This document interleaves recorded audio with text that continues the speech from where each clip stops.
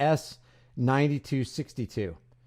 Here it is right here. Active summary. Listen to this. And we're going to get into a little bit of detail, but we're going to drill down and ask a couple questions that when people read this, they don't really know what they're reading.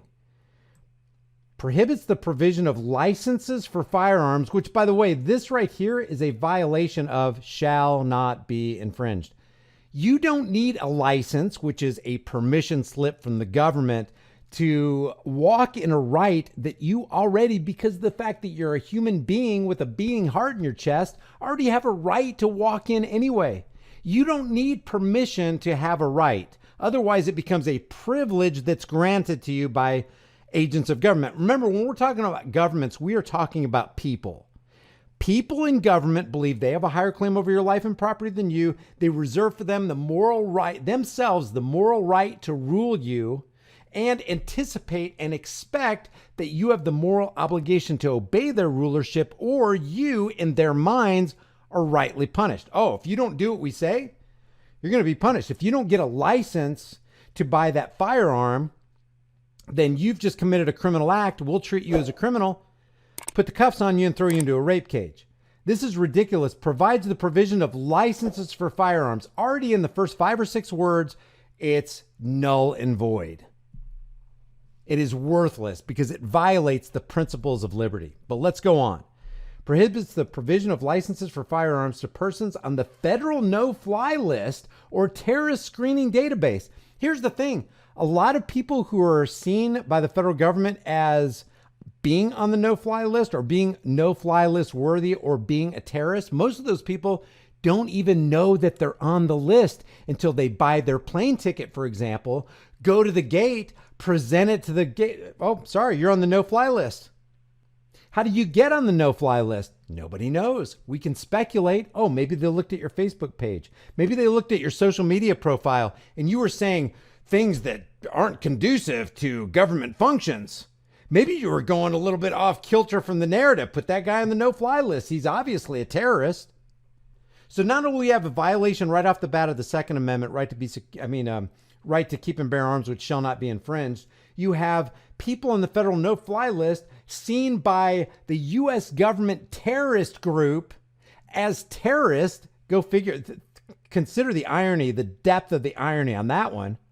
This is off the charts. Authorizes firearms licenses of persons on the federal no-fly list or terrorist screening database to be suspended or revoked. So if you're on the terrorist no-fly list database and you have a license in the state of New York, then S9262 is going to see to it that you're stripped of your license, which you shouldn't need to get to exercise a natural right that you already have without asking permission from the government for it. This is all so freaking convoluted. Requires the superintendent of the state police. Listen to this. Now we're going to go into the violation of your Fourth Amendment rights. And we're going to read straight from the bill so you can see it straight from the horse's mouth. Requires the superintendent of the state police to search the federal no-fly list or terrorist screening database each year and report findings to appropriate enforcement agencies in order to suspend or revoke appropriate licenses. This includes, as we will see from this bill right here, this includes the head of the state police sending out his badged, uniformed, heavily armed law enforcers to go to your house, violate your Fourth Amendment rights under a red flag law or extreme risk protection order, and confiscate or steal all your weapons. And if you resist that, well, guess what's going to happen to you? They'll unleash all the resources of the state up to and including helicopters in the air, dogs on the ground, cruisers on the road to hunt you down and bring you to justice, boy. Let's read some of this. It's heavy duty, man. Again, this is in the state of New York, and some people may go, I live in Oklahoma, I live in Texas, I live in Missouri. This isn't going to apply to me. Guys, if they use this as a test case, and then they come back with, let's say, CDC data that shows how effective it is. Hey, look how effective it was in solving the gun crisis, like we have a gun crisis. Look what it did to end gun violence, which there's no such thing because it's a euphemism. They can use that to convince other state psychopaths, governors, senators, congressmen, to enact the exact same law. Don't ever, the price of freedom is and will always be eternal vigilance. And indifference to this notion is the means by which the people have and will secure their own oppression. If you want to secure your oppression, just brush this off as, oh, that's just in the state of New York. That ain't going to apply to me. They'd never do that in the state of Oklahoma. Yeah, just like I thought they'd never codify a law. Thank you, Governor Stitt, for making it illegal to record police during the operation of their daily duties in concert with the First Amendment. So basically, Governor Stitt, who put his hand on a Bible, raised his right hand toward heaven and said, I will protect the Constitution of the United States against all enemies, foreign and domestic, became the very domestic enemy he swore to protect us from by violating the First Amendment by saying that you can't record the police. Yeah, that happened in the state of Oklahoma, a state where all 77 counties voted red in the last presidential election. All 77 counties. How many counties are there in Oklahoma? 77. How many of them voted for red? All of them. Oh, it must be pretty good laws up there. Well, if you count violation of the First Amendment, you can't record the police as a good thing. Whatever, I guess. Revocation or suspension of license upon finding that the holder of the firearms license is a suspected terrorist. So that's just, hey, we suspect you're a terrorist. We don't have to prove that you are. See, that's the magic of being in the government. That's the nice thing about being a government agent. You don't have to really be a terrorist. All we have to do is we suspect that Brian's a terrorist. We're going to put him on the no-fly list, the federal terrorist database, and there, it is so. Take away his license. He can't protect himself and his family now because we suspect that he might be a terrorist. Where the division of the state police finds that a holder of the firearms license is listed on the federal no-fly list or terrorist screening database operated by the FBI. By the way, if you want to learn something about the FBI, you know, you've heard of COINTELPRO, right? Everybody's heard of COINTELPRO? What you got here is an intelligence operation by the FBI conducted between 1956 and 1971, and it's never happened again since 1971, where you got the Federal Bureau of Investigation outed by, people like Frank Church, who was a Democrat, from the Church Committee, outing the federal government for infiltrating a whole bunch of groups to try to foment division, to try to create fictitious stories and malign the characters of individuals. Not saying that some of these people weren't corrupt characters anyway, but I'm just saying the FBI, acting on their own, accountable to nobody, conducted these COINTEL operations from 56 to 71, untethered. Nobody watching them. Nobody's saying, hey, you shouldn't do that. Wait, that's a violation of First Amendment. Wait, that's a violation of the Second.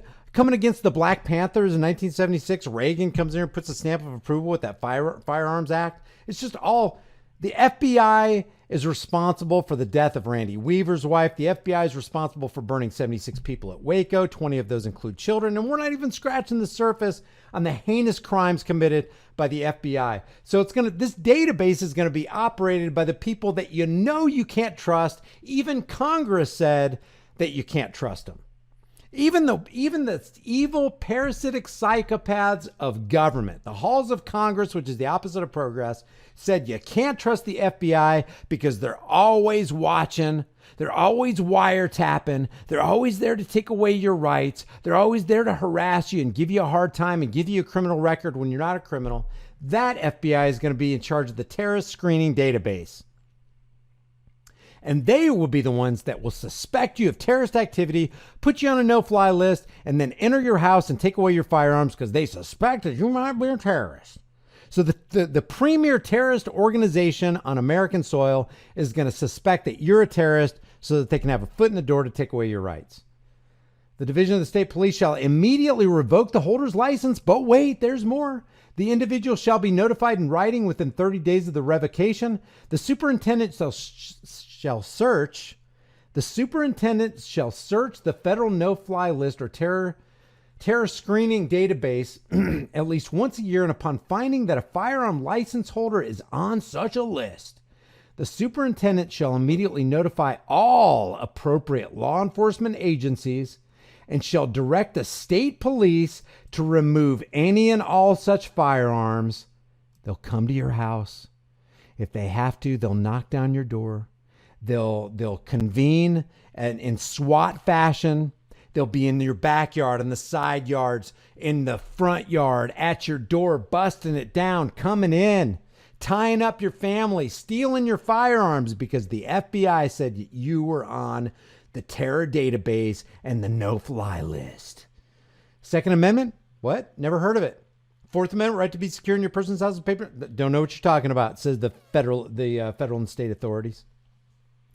Hey, we're just following orders. Yeah, but you do realize that was the same phrase uttered by the NAZIs who were hanged after Nuremberg because they said, hey, it's not my job. I don't make the laws. I just follow them. I'm just following orders.